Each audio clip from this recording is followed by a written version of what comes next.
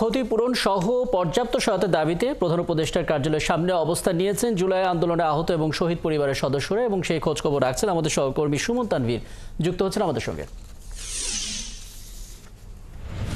সুমন, বেশ আগে থেকেই তারা আসলে প্রধান উপদেষ্টার বাসভবনের সামনে বসেছে আমরা জানছিলাম।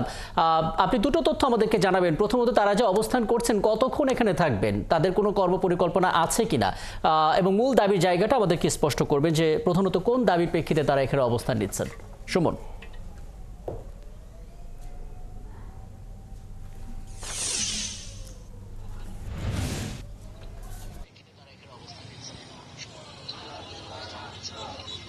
আপনার প্রশ্নের উত্তরটা দেওয়ার আগে আমি বর্তমান আসলে প্রধান উপদেষ্টার কার্যালয়ের সামনের অবস্থাটা একটু আপনাদের দেখাতে চাই। রাষ্ট্রের আসলে যেটি সবচেয়ে গুরুত্বপূর্ণ স্থান হিসেবে বিবেচনা করা যেতে পারে, তার চেয়ে সেই জায়গা থেকে সবচেয়ে গুরুত্বপূর্ণ জায়গাটির একদম মূল ফটকটি কিন্তু এভাবে প্রায় 2 ঘন্টা হলো কিন্তু অবরুদ্ধ করে রেখেছে এই যে জুলাই বিপ্লবে যারা আহত হয়েছেন সেই মানুষেরা। এবং তারা, আমরা কিন্তু জানাচ্ছিলাম যে তারা আমাদের বলছিলেন যে তারা সকালে এসেছেন, দেশের বিভিন্ন প্রান্ত থেকে তারা এসেছেন। আপনি দেখছেন যে সেনাবাহিনী তাদের ঘিরে রেখেছেন। সেনাবাহিনী কিছুক্ষণ আগে আসলে 40 থেকে 45 মিনিট আগে সেনাবাহিনী এখানে অবস্থান নিয়েছেন, তাদের ঘিরে রেখেছেন এবং তারা সহ অন্যান্য আইনশৃঙ্খলা বাহিনীর যারা সদস্য আছেন সবাই কিন্তু এখানে আছেন এবং তারা সর্বোচ্চ সহনশীলতা কিন্তু এখানে দেখাচ্ছেন। আর এই যে আন্দোলনকারীরা দেখছেন, আন্দোলনকারীরা কিন্তু কিছুক্ষণ আগে মূল ফটকটা কিন্তু আসলে বন্ধ ছিল না, কিন্তু 1.5 থেকে 2 ঘন্টা আগে তারা মূল ফটকটি বন্ধ করে দিয়েছেন এবং তারা কিন্তু বলছে যে প্রশ্নটি আপনি আসলে আমাকে করছিলেন যে মূলত কি দাবিতে সরকার গত 10 তারিখ কিন্তু জুলাই বিপ্লবে যারা অংশগ্রহণ করেছেন, যারা আহত হয়েছেন, যারা নিহত হয়েছেন, তাদের ক্যাটাগরাইজড করেছে। 3টা ক্যাটাগরি তাদের করা হয়েছে, এ, বি এবং সি।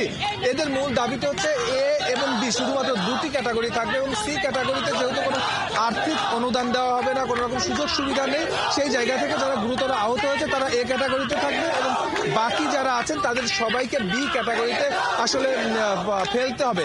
আমরা তাদের মুখ থেকে আসলে একটু শোনার চেষ্টা করছি। তারা দীর্ঘক্ষণ হলো এই আন্দোলনে বসেছেন, এখন আমরা দেখছি আরো অনেকে আসছেন। ভাই, কত দূর থেকে এসেছেন আর কতক্ষণ চলবে আন্দোলন? আমাদের আন্দোলন, আমাদের দাবি না মারা পর্যন্ত আন্দোলন চলে যাবে। এরকম একটা স্পর্শকাতর জায়গা প্রধান উপদেষ্টার আপনারা কার্যালয়ের মূল ফটক বন্ধ করে দিয়েছেন। রাষ্ট্রের গুরুত্বপূর্ণ কাজগুলো এই কার্যালয় থেকেই হয়। আপনারাই তো দেশ গঠন করেছেন, এটা কি ঠিক হচ্ছে? আপনাদের কাছে যৌক্তিক মনে হচ্ছে? আমরা ইতিপূর্বে অনেক জায়গায় গিয়েছি, আমরা ইতিপূর্বে সচিবালয়ে গিয়েছি আমাদের ভাইয়েরা, কিন্তু আমরা আমাদের 7 দিন সময় দিয়েছি, কিন্তু আমাদের দাবি আদায় হয় নাই। এখন আমরা এখানে আসছি, আমরা দাবি আদায় করে এখান থেকে যাব।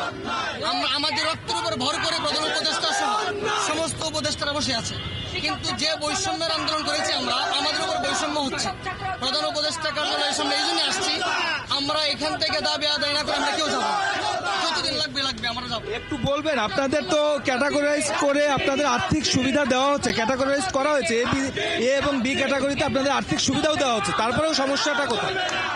আপনার সংশোধন করার জন্য বলে দিতে চাচ্ছি, ক্যাটাগরি 2টা না, সরকার থেকে ক্যাটাগরি করা হয়েছে 3টা, বাট আমরা সমস্ত 22,000 আহত পরিবার আমরা ক্যাটাগরি চাই 2টা। আমরা কোনো 3টা ক্যাটাগরি চাইও না, মানবি না, মানবও না।